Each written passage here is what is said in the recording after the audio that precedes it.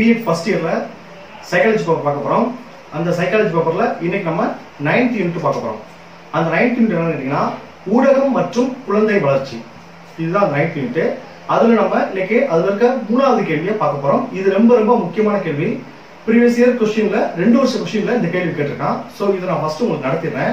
அது என்ன கேள்வி கேட்டீங்கன்னா குழந்தைகள் மற்றும் குமர பருவத்தினரின் நடத்தையில் ஊடக வன்முறைகளின் தாக்கங்கள். பாருங்க, குழந்தைகள் மற்றும் குமர பருவத்தினரின் நடத்தையில்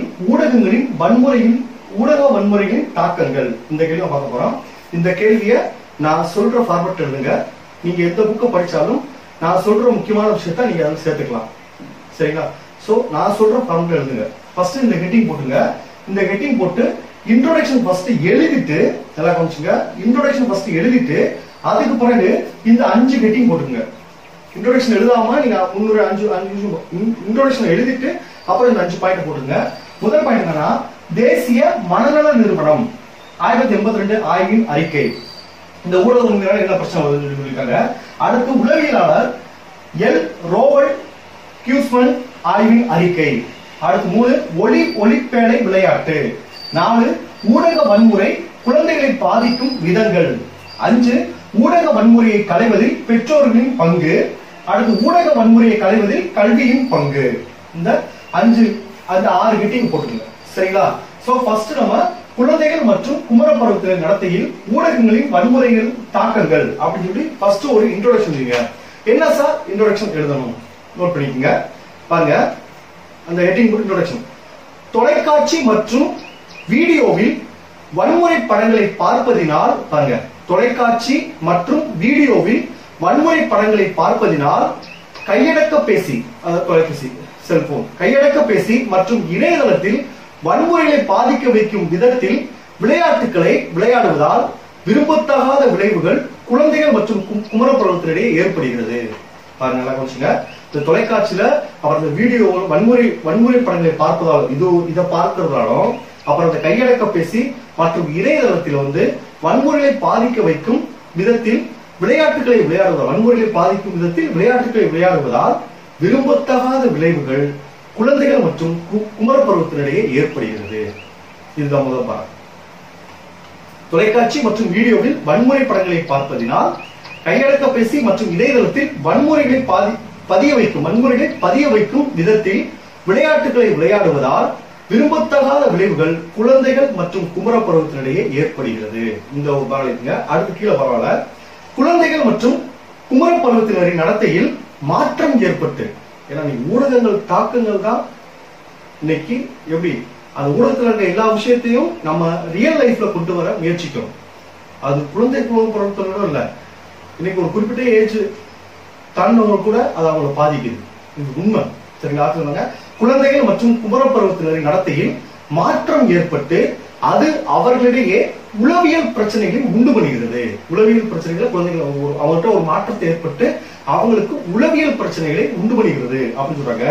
வீடு, நாடு மற்றும் சமூகத்தில் தாக்கங்களை ஏற்படுத்துவது மட்டுமின்றி பாருங்க, வீடு, நாடு, சமூகத்துல தாக்கங்களை ஏற்படுத்துவது மட்டுமின்றி உலகளவிலும் பெரும் விளைவுகளை ஏற்படுத்தி வருகிறது. இந்த ஊடக வன்முறை காட்சி உலகளவில் பெரும் விளைவுகளை ஏற்படுத்தி வருகிறது அப்படின்னு சொல்லிருக்காங்க. சோ இந்த 3 வாரம் எழுதிட்டு அதுக்கு பிறகு வரிசையா இந்த இன்ட்ரோடக்ஷன் கொடுத்துட்டு அதுக்கு பிறகு இந்த 6 ஹெட்டிங் எழுதிக்கணும். சரிங்களா? ஃபர்ஸ்ட் முதல் ஹெட்டிங் தேசிய மனநல நிறுவனம் 1982 ஆய்வின் அறிக்கை. இதை என்ன செஞ்சீங்க, பாக்ஸ் போட்டு எழுதிக்கீங்க. ஏன்னா ஒரு 3 விஷயம் தான் அதை சொல்லியிருக்கான். நீங்க பாக்ஸ் போட்டு எழுதுனீங்கன்னா ஹைலைட்டா தெரியும். திருத்தவங்க ரைட்டு முக்கியமான விஷயம் சேர்த்துருக்கான் அப்படின்னு நினைச்சு மார்க் போட்டு போயிட்டே இருப்பாங்க. சரிங்களா? சோ ஃபர்ஸ்ட் அடுத்த ஹெட்டிங் தேசிய மனநல நிறுவனம். ஃபர்ஸ்ட் 6 ஹெட்டிங் எழுதிட்டு அப்புறம் முதல் ஹெட்டிங் எடுத்துருங்க. தேசிய மனநல நிறுவனம் 1982 ஆய்வின் அறிக்கை அப்படி மட்டும் பாக்ஸ்குள்ள எழுதுங்க. என்ன சார் இந்த தேசிய மனநல அறிக்கை ஊடகத்தின் தாக்கத்தினால என்ன சார் சொல்லியிருக்காங்க? 3 விஷயம் சொல்லியிருக்காங்க. ஒண்ணு என்னன்னா பிறரின் வலி மற்றும் வேதனையை உணர்வதில்லை. இந்த ஊடகங்கள் தாக்கம் வன்முறை காட்சி யதார்த்தமாய் போச்சு. அது அடுத்தவங்களை எவ்வளவு பாதிக்கும், அடுத்தவங்க என்ன செய்யும் அது யோசிக்கிறதே இல்லை. அதான் முதல் பாயிண்ட். பிறரின் வலி மற்றும் வேதனையை உணர்வதில்லை. 2வது பாயிண்ட், தன்னை சுற்றியுள்ளவரை அதிகம் பயமுறுத்துகின்றனர். ஹீரோயிசம் காட்டுறாங்க. வன்முறையில காட்சியில ஹீரோயிசம் காட்டுறாங்க. அதுதான் பெஸ்ட் நினைச்சு அதை காட்டுறாங்க. அதான் பாருங்க, 2வது பாயிண்ட், தன்னை சுற்றியுள்ளோரை அதிகம் பயமுறுத்துகின்றனர். 2வது பாயிண்ட். 3வது பாயிண்ட் பாருங்க, பிறரிடம் வலிய சண்டையிடுவதும் தீங்கு விளைவிப்பதுமான செயல்களில் ஈடுபடுகின்றனர். இந்த 3 முக்கியமான விஷயம் இந்த ஊடகங்களில் வன்முறை காட்சினால ஏற்படுது அப்படின்னு சொல்றாங்க. 3வது பாயிண்ட் பாருங்க, பிறரிடம் வலிய சண்டையிடுவதும் தீங்கு விளைவிப்பதுமான செயல்களில் ஈடுபடுகின்றனர். சோ இந்த 3 விஷயத்தை நீங்க பாக்ஸ் போட்டு எழுதுங்க. சரி, அடுத்த கேள்வி பாருங்க. உளவியலாளர் எல் ரோவல் கியூஸ்மன் ஆய்வின் அறிக்கை. கியூஸ்மன் ஆய்வின் அறிக்கை அவர் என்ன சொல்றாரு? இந்த ஊடக வன்முறை தாக்குதல அவர் என்ன சொல்றாரு பாத்துங்க. முதல் பாயிண்ட், அது எத்தனை பாயிண்ட் சொல்றாங்க கேட்டீங்கன்னா, கிட்டத்தட்ட ஒரு 5 பாயிண்ட் சொல்றாங்க. அந்த உளவியலாளர் 5 தாக்கங்கள் சொல்றாரு இந்த ஊடகங்களால. என்னன்னு பாத்துருமா? அப்படி சொல்றப்ப 5 பாயிண்ட், ஒரு பாயிண்ட் என்ன சொல்றேன் அப்படின்னு நீங்க கேட்டுக்கிட்டாவே எழுதிடலாம், ஈஸியாகும். இன்ட்ரோடக்ஷன் நீங்க ஈஸியா எழுதலாம். அதுக்கப்புறம் இந்த ஆய்வுல இருக்கக்கூடிய 1982 சொல்லிட்டேன். இப்ப அந்த உளவியலாளர் என்ன சொல்லியிருக்காரு? முதல் பாயிண்ட், அதிக நேரம் ஊடகங்களில் வரும் வன்முறைகளை பார்க்கும் நடுநிலை பள்ளி குழந்தைகள் அவர்களது இந்த நடுநிலை பள்ளி குழந்தைகள் இந்த அதிக அளவு வன்முறை காட்சிகளை பார்ப்பதனால தன்னை விட கூட படிக்க உயர்நிலை பள்ளிக்காரர்கள் அந்த தீவிரத்தை காட்டுறான். தன்னை விட அதிகமாக காட்டினா தான் அது தீவிரமா இருக்கும், அது நமக்கு பெருமை அப்படின்னு நடந்துக்கிறாங்க. அதை முதல் பாயிண்ட் சொல்றாங்க. அதிக நேரம் ஊடகங்களில் வரும் வன்முறைகளை பார்க்கும் நடுநிலை பள்ளி குழந்தைகள் அவர்களது உயர்நிலை வகுப்பில் பிறரிடம் தமது வன்மையான தாக்குதல்களை நிகழ்த்துகின்றனர். அடுத்த மேலநிலை கிளாஸ்ல தான் நமக்கே அவங்க பயந்துருக்காங்க அப்படிங்கிற உணர்வை ஏற்படுத்துறாங்க. அது முதல் பாயிண்ட். அதிக நேரம் ஊடகங்களில் வரும் வன்முறைகளை பார்க்கும் நடுநிலை பள்ளி குழந்தைகள் அவர்களது உயர்நிலை வகுப்புகளில் பிறரிடம் தமது வலிமையான தாக்குதல்களை நிகழ்த்துகின்றனர். இது முதல் பாயிண்ட். என்ன பாயிண்ட்? அவர்கள் தமது குமரப்பருவத்தில் சட்டவிரோதமான செயல்களுக்காக கைது செய்யப்படும் நிலைக்கும் ஆளாகின்றனர். நீங்க எத்தனை பேர் குற்றவாளிகள் இருக்கிறாங்க? அந்த ஹீரோயிசம் இந்த படம் ஊடக வன்முறை தாக்கத்தோட மனநிலை ஏற்படுறது பாதிப்பு. அதான் 2வது பாயிண்ட் காட்டுங்க. அவர்கள் தமது குமரப்பருவத்தில் சட்டவிரோத செயல்களுக்காக, குமரப்பருவத்திலேயும் சட்டவிரோத செயல்களுக்காக கைது செய்யப்படும் நிலைக்கு ஆளாகின்றனர் அப்படின்னு சொல்றாங்க. அடுத்து 3வது பாயிண்ட் பாருங்க. வன்முறைகளை பார்க்கும் குழந்தைகளில் சிலரோ பிறரின் வலி மற்றும் வேதனைகளை உணர்வதில்லை. அது எவ்வளவு பாதிப்பு உண்டாக்கும் அப்படின்ற உணர்வதில்லை. சொல்லியிருக்காங்க. 3வது பாயிண்ட், வன்முறைகளை பார்க்கும் குழந்தைகளில் சிலரோ பிறரின் வலி மற்றும் வேதனைகளை உணர்வதில்லை அப்படின்னு சொன்னாங்க. அடுத்து 4வது பாயிண்ட் என்ன சொன்னாங்கன்னா, வன்முறை காட்சிகளை கேலி சித்திர படங்களின் வாயிலாக கார்ட்டூன்ல கூட அந்த வன்முறை காட்சிகள் இருக்கு. அதுல பார்க்கணும். வன்முறை காட்சிகளில் கேலி சித்திர படங்களின் வாயிலாக பார்க்கும் குழந்தைகள், அந்த குழந்தைகள் அவர்களோடு விளையாடும் குழுவினரை அடித்தல், விவாதம் செய்தல், வகுப்பறையில் கீழ்ப்படியாமை, வகுப்பு செயல்பாடுகளில் பாதியில் நிறுத்த விடுதல், பொறுமையில்லாமல் இருத்தல் போன்ற விரும்பத்தகாத நடத்தைகளை வெளியிடுகின்றனர். இந்த கேலி சித்திரங்களை கார்ட்டூன் பார்க்கிற குழந்தைங்க அந்த வன்முறை காட்சி படனால தான் கூட கூடி விளையாடும் குழந்தைகளை அடித்தல், விவாதம் செய்தல், வகுப்பறையில கீழ்ப்படியாமல் இருக்கிறது, வகுப்பறை செயல்பாடுகள் பாதியில் நிறுத்துறது, அது கீழ்ப்படியாமல் இருக்கிறது, வகுப்பறை செயல்பாடுகள் பாதியில் நிறுத்தி விடுதல், பொறுமை இல்லாமல் இருத்தல் போன்ற விரும்பத்தகாத நடத்தைகளை வெளியிடுகின்றனர். இந்த விரும்பத்தகாத நடத்தைகள்லாம் வெளியிடுகிறார். சொல்றதை கேட்டாலும் எழுதலாம்.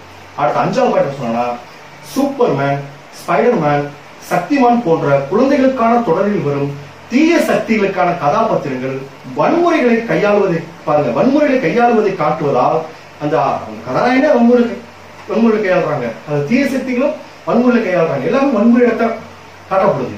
ஏன்னா சக்திமான் பத்தி தெரிஞ்சவங்களுக்கு தெரியும். அது குழந்தைகளுக்கு நல்ல விஷயம் சொன்னாலும் கூட நிறைய குழந்தைகள் அது கோர்ட்ல கேஸ் கூட அந்த அந்த சக்திமான் கூட நிறுத்துறாங்க. நிறைய குழந்தைகள் பள்ளி பலாரத்துல மேல கீழே குதிச்சு சக்திமான் காப்பாற்றுவாங்க அப்படின்னு 2-3 குழந்தைகள் இறந்துருக்கு. அதனால கோர்ட்ல கேஸ் போட்டு இந்த தொடரை நிறுத்துற அளவுக்கு ஒரு நிலைமை வந்துச்சு. அதான் பாருங்க, சூப்பர்மேன், ஸ்பைடர்மேன், சக்திமான் போன்ற குழந்தைகளுக்கான தொடரில் வரும் தீய சக்திகளுக்கான கதாபாத்திரங்கள் வன்முறைகளை கையாளுவதை காட்டுவதால் குழந்தைகளுக்கு அடித்தல், உதைத்தல் என்பவை அன்றாட வாழ்வியல் நிகழ்ச்சிகளாகவே உள்ளன. அது சாதாரண ஒரு விஷயமா எடுத்துக்கிறாங்க. சண்டை போட்டு வைக்கிறது ஒரு சாதாரண அடிக்கிறது, கீழே வச்சுக்கிறது சாதாரண விஷயமா எடுத்துக்கிறாங்க. அதான் அவங்க வலி வேதனை உணர்வதில்லை. அதான் சொல்றாங்க.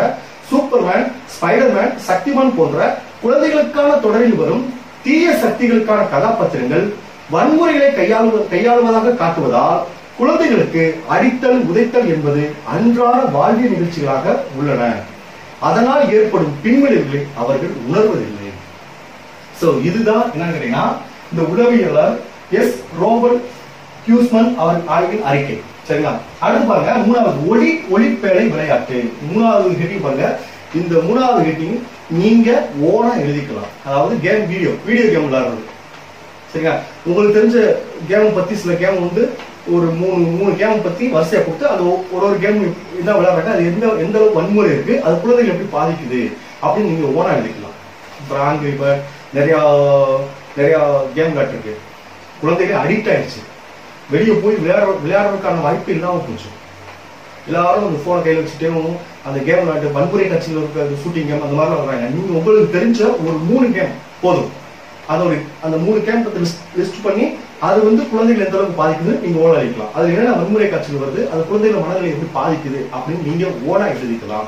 இது ரொம்ப அதிகமாக எழுதுனா 1 பேஜ் வர மாதிரி 1.5 பேஜ் வர மாதிரி எழுதிக்கணும். சரிங்களா?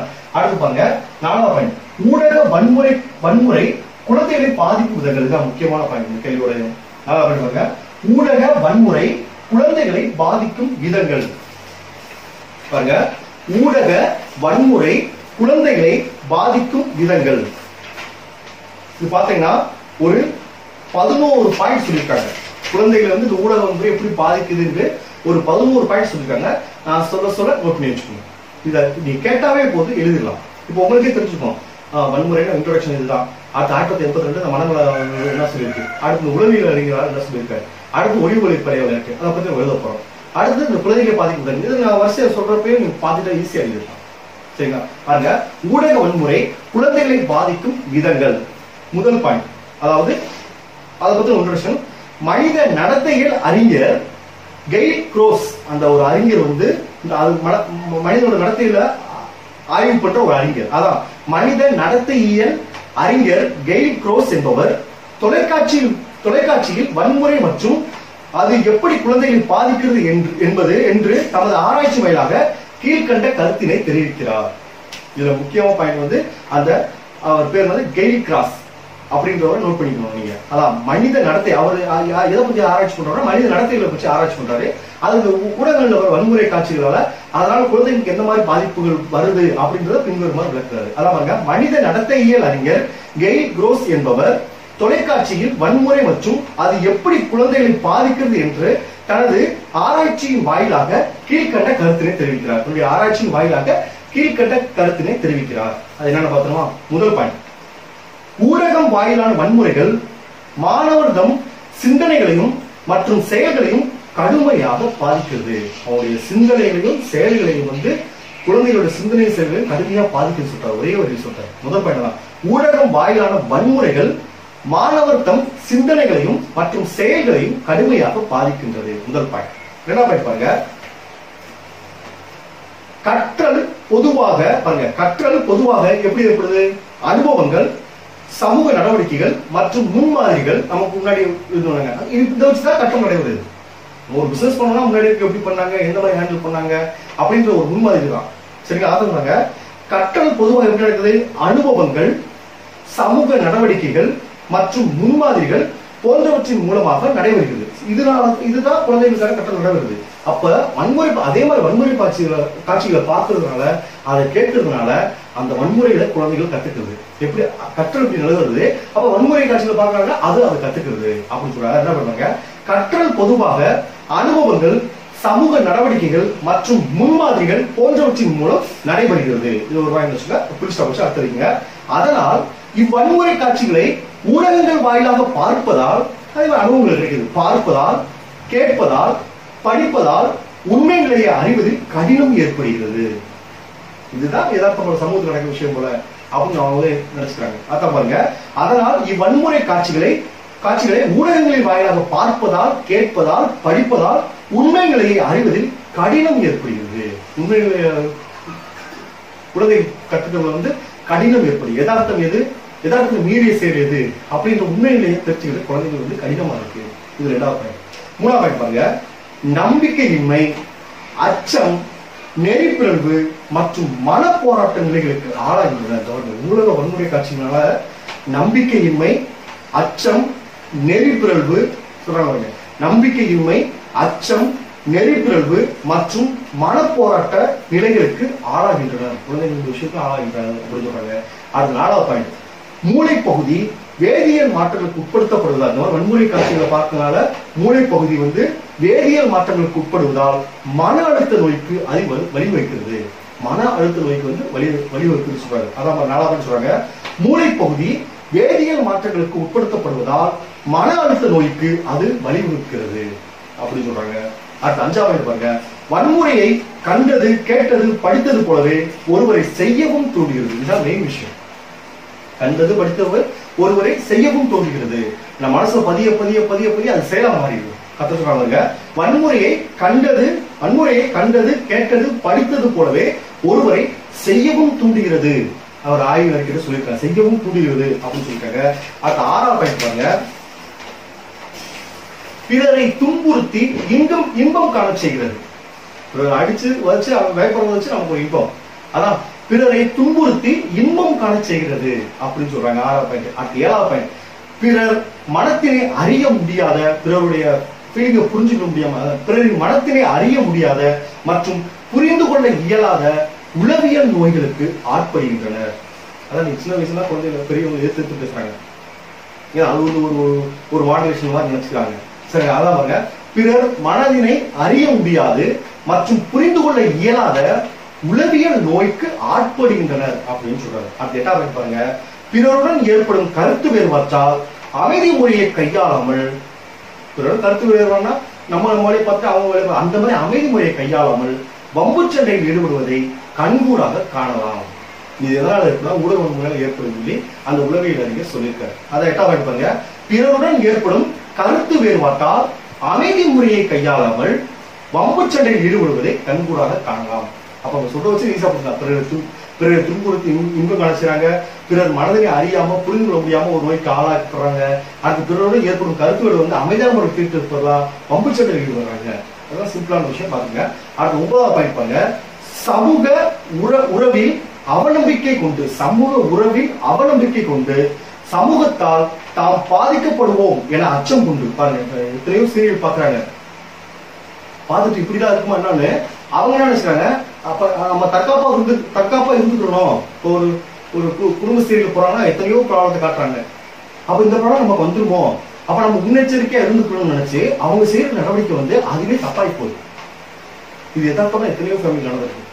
இது இப்படிதான் நடக்குமா அப்படின்னு அவங்க நம்ம எச்சரிக்கையா இருந்துக்கணும் அப்படின்னு அவங்க எடுக்கிற நடவடிக்கை அதுவே மிகப்பெரிய தவறான செயலா போகுது. அதான் சொல்றாங்க, சமூக உறவில் அவநம்பிக்கை கொண்டு சமூகத்தால் தாம் பாதிக்கப்படுவோம் என அச்சம் கொண்டு, சமூகத்தால் நம்ம பாதிக்கப்படுவோம் என அச்சம் கொண்டு தற்காப்பு நடவடிக்கையை தாமே சமூகத்துக்கு முதலில் பாதிப்பை ஏற்படுத்துகிறது. பாருங்க, தற்காப்பு நடவடிக்கை எடுக்கிறதுனால அவர்களே சமூகத்திற்கு முக்கிய பாதிப்பா உண்டாகிறாங்க. நான் தற்காப்பத்தை இருந்தேன் அப்படின்னு நினைச்சு அவங்களே என்ன செய்யறாங்க, வன்முறை கையாளுறாங்க. அதான் சொல்றாங்க, சமூக உறவில் அவநம்பிக்கை கொண்டு சமூகத்தால் தான் பாதிக்கப்படுவோம் என அச்சம் கொண்டு தற்காப்பு நடவடிக்கையாக, அவங்க தற்காப்பு நடவடிக்கை செய்யற மாதிரி நினைச்சு தற்காப்பு நடவடிக்கையாக தாமே சமூகத்திற்கு முதலில் பாதிப்பினை ஏற்படுத்துகின்றனர்.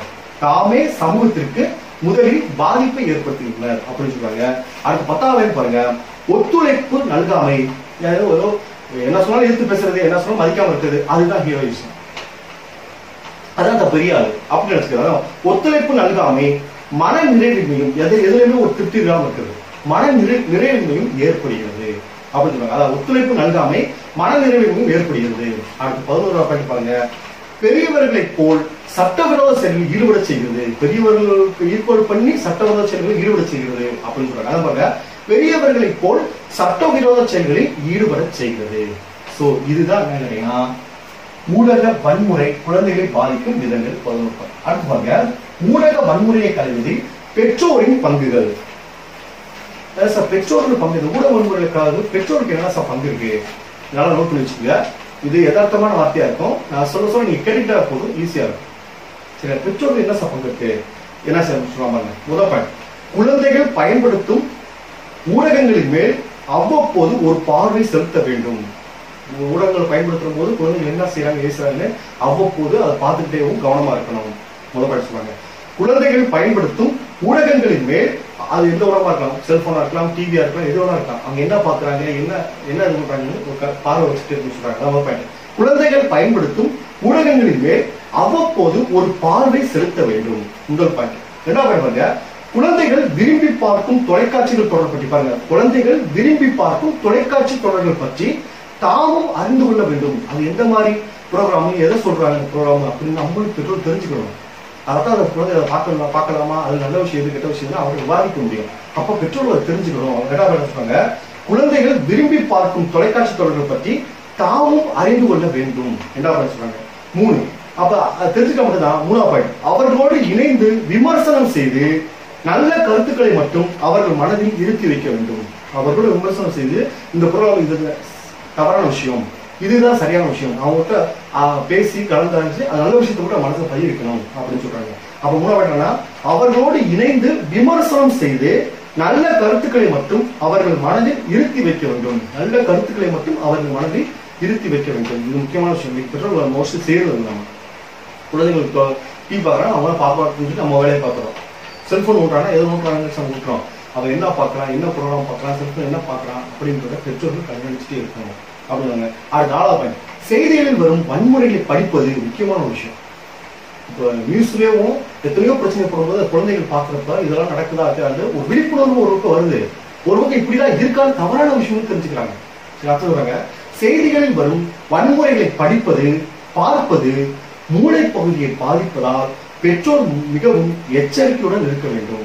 மூளை பகுதியை குழந்தைகளுக்கு பாதிக்குது அப்படின்னு சொல்லுவாங்க. செய்திகளில் வரும் வன்முறைகளை படிப்பது பார்ப்பது மூளை பகுதியை பாதிப்பதால் செய்திகளில் வரும் வன்முறைகளை படிப்பது பார்ப்பது மூளை பகுதியை பாதிப்பதால் பெற்றோர் மிகவும் எச்சரிக்கையாக இருக்க வேண்டும். பெற்றோர் மிகவும் எச்சரிக்கையாக இருக்க வேண்டும் அப்படின்னு சொல்றாங்க. சரிங்களா? இது 4ஆவது பாயிண்ட். அடுத்து பாருங்க 5ஆவது பாயிண்ட் பாருங்க, குழந்தைகளின் ஊடகம் பயன்பாட்டில் கட்டுப்பாட்டினை விதிக்க வேண்டும். குழந்தைகளும் ஊடகம் ஒரு லிமிட்டோட டைம் தான் பயன்படுத்தணும். எந்த நேரம் ஊடகத்தை பயன்படுத்த முடியாது. படிச்ச டைம் போக வேண்ட டைம் போக ஒரு குறிப்பிட்ட டைத்தை நீங்க பாத்துக்க, அவர் ஒரு கட்டுப்பாட்டு வச்சிருக்கணும். அதனால குழந்தைகளின் ஊடக பயன்பாட்டில் கட்டுப்பாட்டினை விதிக்க வேண்டும் அப்படின்னு சொல்றாங்க. 6ஆவது பாயிண்ட் சொன்னா, நேரம் கிடைக்கும் போதெல்லாம் புறவெளியில் விளையாடுவதை ஊக்கப்படுத்த வேண்டும். இதுதான் முக்கியமான விஷயம். படிக்காத வீட்டுக்குள்ள உட்காரு. சில பேர் என்ன சொல்றாங்க, வெயில சுத்தா வைக்கிறாங்க, வீட்டுக்குள்ள உட்காந்து நீ போன கூட படத்தையே கூட பாருங்க நிறைய பெற்றோர்கள். இது தவறான விஷயம். குழந்தைகளை விளையாடணும், புது வெளியில விளையாடப்படணும். நிறைய பேர் நீ வீட்டுக்குள்ளே வெளியே போகாத, டிவி பாரு செல்போன் எடுக்கணும்னு நீ வெளியே சுத்த போகாத அப்படின்னு சொல்லுவாங்க. சரி, அதான் பாருங்க, நேரம் கிடைக்கும் போதெல்லாம் புறவெளியில் விளையாடுவதை ஊக்கப்படுத்த வேண்டும். புறவெளியில் விளையாடுவதை ஊக்கப்படுத்த வேண்டும் சொல்றாங்க.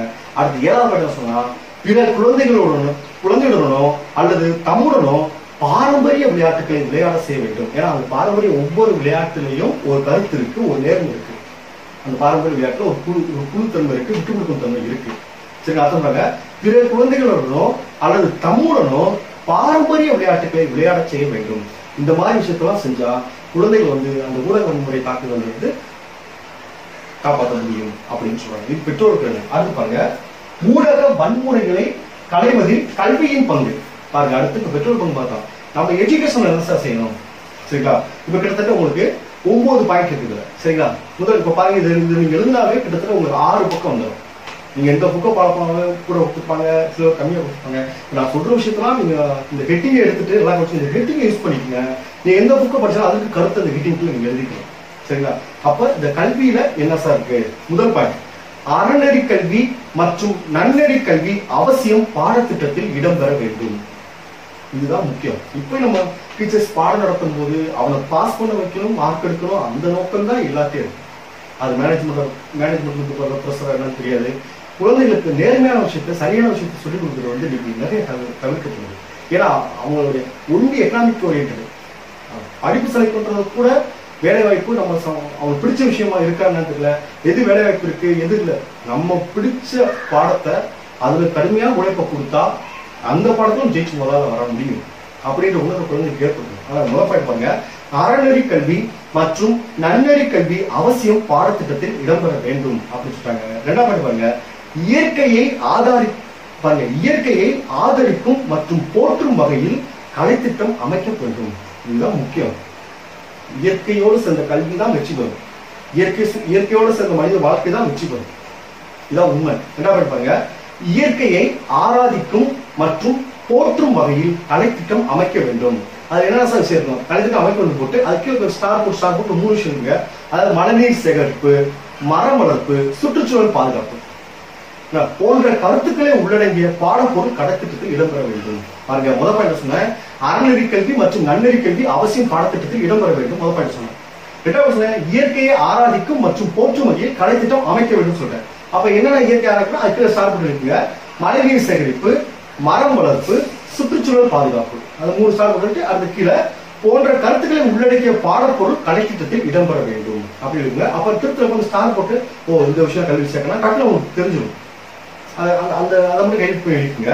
அடுத்து பாருங்க, 3வது பாயிண்ட் பாருங்க, மனித வளம் மற்றும் மனித ஆற்றலுக்கு முக்கியத்துவம் தரும் வகையில் கற்றல் கற்பித்தல் நிகழ வேண்டும். மனிதனுக்கும் மனிதனுடைய ஆற்றலுக்கும் முக்கியத்துவம் தரும் வகையில் கற்றல் கற்பித்தல் அமைய வேண்டும் சொல்றாங்க. வெறும் இயந்திரத்தனமா இல்லாம இருக்கணும் அப்படின்னு சொல்றாங்க. அதான் மனித வளம் மற்றும் மனித ஆற்றலுக்கு முக்கியத்துவம் தரும் வகையில் கற்றல் கற்பித்தல் நிகழ வேண்டும் அப்படின்னு சொல்றாங்க.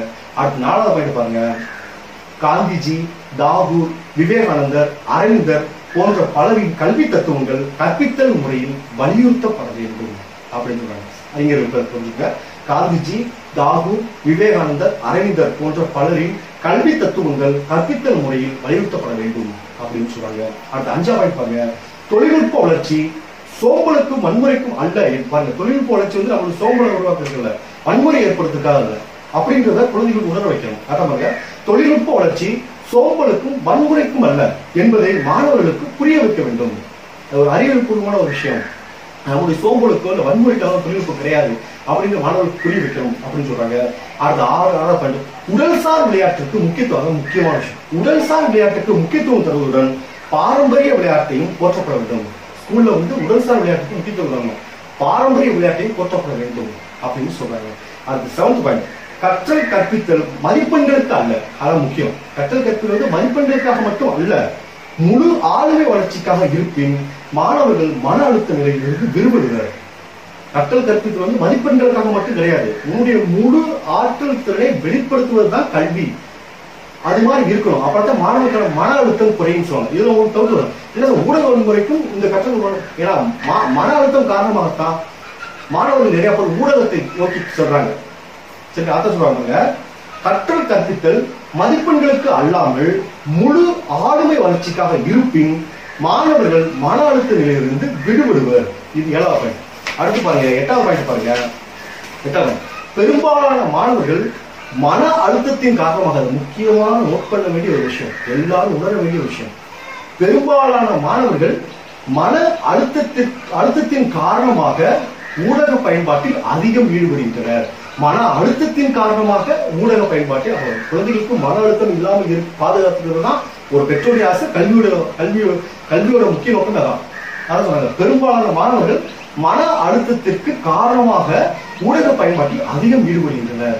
அப்போ மன அழுத்தம் வராம அந்த முன்னாடி பாயிண்ட்ஸ் இருக்கும். அடுத்து லாஸ்ட் பாயிண்ட், முக்கியமான பாயிண்ட், யதார்த்தம் எல்லாரும் உணர வேண்டிய பாயிண்ட். ஊடகங்களில் இடம்பெறுபவை யதார்த்தமான உண்மைக்கு மாறானது. பாருங்க, ஊடகங்களில் இடம்பெறுபவை யதார்த்தமான உண்மைக்கு மாறானது என்பதை ஆசிரியர் உணர்த்த வேண்டும். இது யதார்த்த சேர்ந்த கிடையாது, அது ஒரு கற்பனை உலகம் அப்படின்னு மாணவர்கள். அதான் ஊடகங்களில் இடம்பெறுபவை யதார்த்தமான உண்மைக்கு மாறானது என்பதை ஆசிரியர் உணர்த்த வேண்டும். ஸோ இதுதான் என்னன்னு கேட்டீங்கன்னா, குழந்தைகள் மற்றும் குமரப்பருவத்தின் நடத்திய ஊடகங்களில் வன்முறை தாக்குங்கள் இந்த கேள்வி. இது ரொம்ப ரொம்ப முக்கியமான கேள்வி. நான் சொல்றது நீங்க கேட்டுட்டாவே எழுதிக்கலாம். இந்த யூனிட்டை பொறுத்து 5 கேள்வி தான் இருக்கு. இப்போ ஒண்ணு முடிச்சிட்டோம். ஏன்னா இதுக்கு முன்னாடி இருக்க 2 கேள்வி குமரப்பருவத்தினமும் தனியாக சொல்லியிருப்பாங்க, அடுத்து குழந்தை பருவத்துக்கு தனியாக சொல்லியிருப்பாங்க. இந்த கேள்வி 2 சேர்த்து சொல்லியிருக்காங்க. ஸோ பேலன்ஸ் 2 கேள்வி ஈஸியா தான் இருக்கும். இதுல மொத்தம் 5 கேள்வி தான் இருக்கு. ஒன்று முடிஞ்சு இன்னொரு 2 or 3 டேஸ்ல இந்த யூனிட்டை முடிச்சிடலாம். இந்த யூனிட்டை முடிச்சுட்டு இது இன்னொரு யூனிட்டை முடிச்சுட்டு மொத்தம் சைக்காலஜி பக்கம் தற்கால இந்திய சமுதாய கல்வியும் அது லேர்னிங் டீச்சிங் ஃபுல் கோர்ஸ் பேப்பரை நான் ஃபர்ஸ்ட் கம்ப்ளீட் பண்ணிட்டு தான் நான் ஆஃப் கோர்ஸ் போவோம். அது வரைக்கும் ஆஃப் கோர்ஸில் இருக்க உங்களுக்கு அந்த பழைய வருஷம் கொஸ்டினை பற்றி அனலைஸ் நான் போட்டுட்டே இருக்கேன். Okay, thank you. நம்ம நெக்ஸ்ட் கிளாஸ் பார்ப்போம்.